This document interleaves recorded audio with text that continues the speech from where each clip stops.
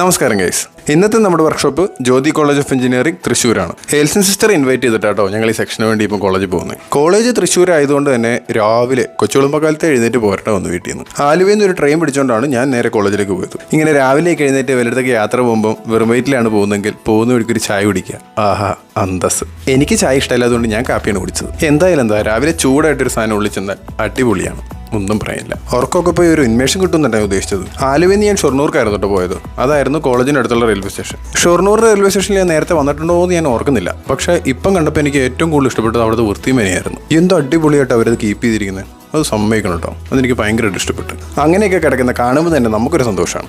അവിടുന്ന് കോളേജിലേക്ക് പോകുന്ന വഴിക്ക് സജോനെ പിക്ക് ചെയ്തുകൊണ്ടായിരുന്നു നമ്മൾ കോളേജിലേക്ക് പോയത്. കോളേജ് നമ്മൾ വിചാരിച്ച പോലെ അല്ലായിരുന്നു, നല്ല വിജിലംബിച്ച കോളേജ്. ഞങ്ങൾ വിളിച്ച അമൽജ്യോതിയൊക്കെ പോലെ തന്നെയായിരുന്നു കേട്ടോ. അത്യാവശ്യം നല്ല വലിപ്പമുണ്ട്. സിസ്റ്ററായിട്ട് കുറേ നാൾ കൂടി കാണുന്നതായതുകൊണ്ട് അങ്ങോട്ടും ഇങ്ങോട്ടും വലിയ സന്തോഷം പറിച്ചിലും കഥകർച്ചിലൊക്കെ ആയിരുന്നു. അങ്ങനെ മിണ്ടലും പറയലിലേക്ക് ഇടയ്ക്ക് ബ്രേക്ക്ഫാസ്റ്റും കഴിച്ച് ഞങ്ങൾ നേരെ ക്ലാസ്സിന് വേണ്ടി പോകുന്നു.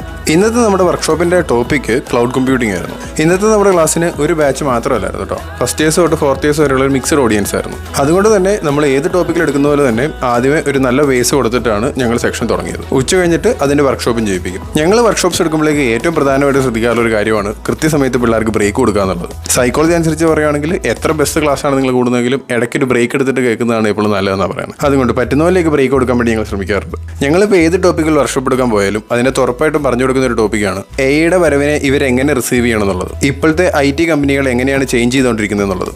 അതനുസരിച്ച് ഇനിയുള്ള കാലത്ത് അവരെങ്ങനെയാണ് പ്രിപ്പയർഡ് ആയിരിക്കേണ്ടത് എന്നുള്ളത്. ക്ലാസ് എല്ലാം കഴിഞ്ഞ് പിള്ളേരായിട്ടൊരു ഗ്രൂപ്പ് ഫോട്ടോ ഒക്കെ എടുത്ത് സിസ്റ്ററിൻ്റെ അടുത്ത് ബൈക്ക് പറഞ്ഞ് ഞങ്ങൾ കോളേജ് ബസ്സിന് നേരെ തിരിച്ച് തൃശ്ശൂർക്ക് പോകും.